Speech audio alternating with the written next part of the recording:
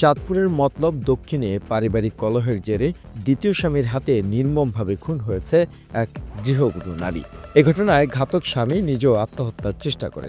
আশঙ্কাজনক অবস্থায় তাকে হাসপাতালে ভর্তি করা হয়েছে।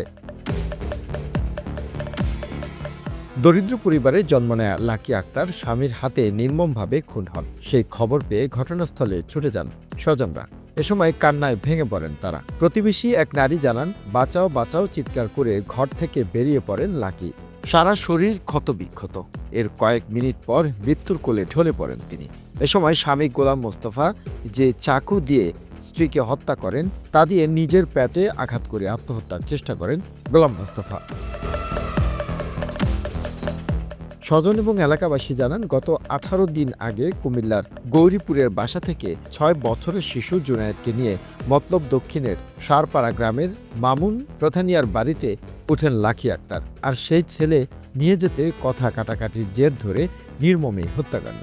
ঘাতকের দৃষ্টান্তমূলক শাস্তি দাবি করেন তারা। The news Bangladesh desk report.